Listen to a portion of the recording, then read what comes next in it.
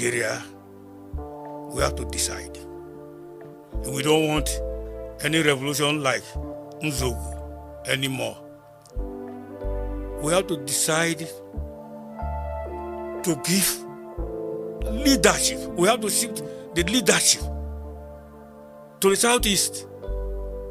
Leadership must be shifted to the southeast because the injustice is too glaring for everyone to see. Before we went to the war, we were having 3 regions. Igbo people were one of the largest region, ethnic race in Nigeria, Yoruba and Hausa. But look at the leadership role. The North have taken their fair share. Enough. The West have taken their fair share. Why? Can Nigeria believe in Igbo leadership? And I'm saying it here. I want you to record it. Because maybe probably I will not be alive tomorrow because of my age. I'm saying here now that if Nigeria continue to deny leadership to Igbo people, then this country will not move forward. One thing I've realized in this country is that we know the truth. We know good policies that will move this country forward. But we are too hypocritical to tell ourselves the truth. We are too docile to implement good policies that will move this country forward.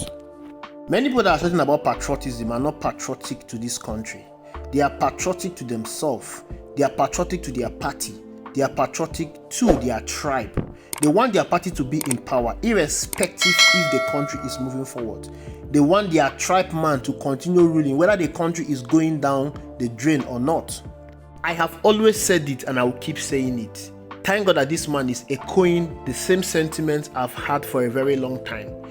If power is not given to an Igbo man, if an Igbo man is not allowed to rule this country, if Nigeria keep marginalizing the Igbo people, Nigeria is not going anywhere. Nigeria will not move forward. Nigeria will not progress. Nigeria is a country of multicultural, multi-ethnicity, and multi-religious people. When you have a multi-complex nation like Nigeria, nature demands that you treat everyone equally. You give everyone the fair share of the nation's resources. Nigeria is not the only multi-complex and multicultural nation on earth. There are many other nations that share the same similarities with Nigeria, but they found a way to embrace themselves. They found a way to embrace their diversity. They found a way to be united. They found a way to live together. In situations where they could not live together, many nations have gone their separate ways. Even after fighting a very brutal war, they still went their separate ways and they still coexist. Some of them decide to remain together and live as one. But it's a different situation in Nigeria. Nigeria fought a 3 years brutal war. The cause of that war was marginalization. The Igbo people felt marginalized in Nigeria and they decided to go their separate ways. The Nigerian government unleashed war on them. Innocent children were killed in their millions. Properties were destroyed. The Igbo land was balkanized. When the Igbo people were surrendering to the Nigerian government, Philip Effiong, the leader of the troops that went to surrender to the Nigerian government, said something. He told the Nigerian government to treat the Igbo people equally. They told the Nigerian government not to marginalize the Igbo people. That if they keep marginalizing the Igbo people, generation to come after will still demand for self-referendum. They will still demand to leave Nigeria if the problem that led to the war is not solved. The Nigerian government agreed to treat the Igbo people equally, but in that same vein, the money belonging to the Igbo people were taken away from them. Properties were taken away from the Igbo people. To date, the Igbo people are still being marginalized in Nigeria. The power sharing formula in this country has been shared in a way that an Igbo man finds it very difficult to have power at the center.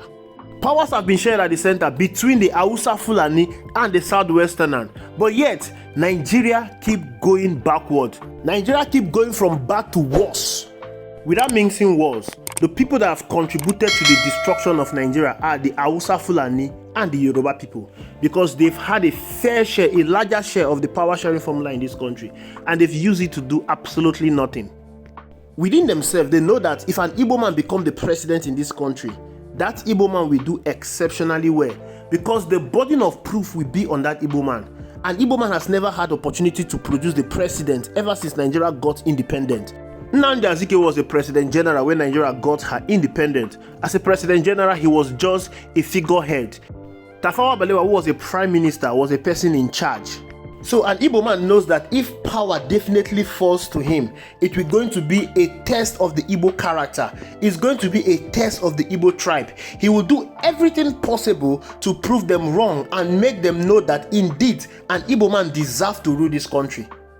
When you look at Mr. Peter Obi and the way he's going about his presidential ambition, you will see the zeal, you will see the determination, you will see the hunger to make a difference. Mr. Peter Obi wants to be the standard politician in this country. That is the reason why he wants to become the president. He wants to leave an indelible mark in the history of this country that will never be erased by any politician. This is not just about trying to make a mark or to leave a legacy. It is about the Igbo contribution to the Nigerian economy. The Igbos are widely regarded as the backbone of Nigerian commerce. They dominate the market, they lead major industries, and they have built successful businesses that provide jobs for millions of Nigerians. Despite limited government support, the Igbo entrepreneurs have transformed cities like Lagos, Kano, and Abuja into economic hubs. Whenever you listen to Mr. Peter Obi discussing about Nigerian economy, he always links it to his experience as a trader. As a trader, Mr. Peter Obi has successfully built an empire. He has built wealth from nothing to something. If he can successfully do that as a trader, then he will successfully do that as a politician leading Nigerian economy. You saw what he did in Anambra State as a governor. Another aspect of an Igbo man that shows that Nigeria desperately needs an Igbo leadership is that they place a high premium value on education, and they've produced some of the Nigeria's finest scholars, scientists, and professionals. I will always use Mr. Peter Obi as a case study because he's the only politician from the Igbo tribe right now that I can trust. Look at Mr. Peter Obi. Look at the value he placed on education. As a governor, he revived the educational sector in Anambra State, taking Anambra State from 26 in WAEC to first in WAEC. The legacy he left in Anambra State educational sector is still being felt till today. Look at Nigeria educational sector. It's nothing to write home about. You need someone like Mr. Peter Obi to revamp Nigeria educational sector. And Mr. Peter Obi is so passionate about education. No country in the world will progress without education. Nigeria is not progressing because our education is dead. We need to invest in education. And out of all the politicians in this country, only Mr. Peter Obi has concrete plans on how to revamp and revitalize Nigeria educational sector. So if you want Nigeria educational sector to be at par with the foreign counterpart, give Mr. Peter Obi the leadership, make Mr. Peter Obi the president, and you will see how our educational sector will be revamped. Like I said earlier, when you have a country like Nigeria that is multi-complex, multi-religious, multi-ethnicity, the principle of equity, justice, and fairness must be felt in that country. Denying the Igbo the presidency contradicts the principles of fairness and inclusion. Nigeria operating as a multi-ethnic nation, yet leadership is being concentrated among a few ethnic groups. This is dangerous. To foster national unity, all regions must have a fair chance at governance, not just the Igbos, but we are talking about the Igbo people today. The Igbo, having been sidelined for decades, deserve a shot at leading Nigeria. The Igbo leadership is synonymous with economic growth and pragmatism. If you are denying the Igbo man leadership, you are denying Nigeria of economic growth and pragmatism. Take a look at the economic problem that Nigeria is facing today: rising inflation, unemployment, and declining foreign investment. An Igbo president with a strong business background could introduce policies that drive industrialization, job creation, and technological advancement. Of course, when you look at Mr. Peter Obi, you can see that Mr. Peter Obi has the ability, the expertise, the acumen, the legacies, the antecedent to bring all of this to Nigeria. The Igbo culture values hard work and meritocracy. An Igbo man does not vote based on tribalism or because this person is my brother or this person is of the same faith with me. An Igbo man selects a leader based on the person's competence, based on the person's expertise, based on who can do the job. That is the reason why an Igbo man has been supporting a northerner ahead of his own brother. Why the other part of the country support a patronage system which has dominated the Nigerian politics. A patronage system that rewards someone because of how long the person has been in politics rather than what the person is going to offer to the Nigerian people. Look at what happened in the 2023 general election. They voted for Bola Ahmed Tinubu because according to them, he has worked so much for the Nigerian politics. They do not care to put into consideration his expertise and what he's going to give to the Nigerian people. The Igbo leadership emphasizes productivity and innovation. An Igbo-led government is likely to prioritize efficiency, reduce corruption, and focus on result-driven governance.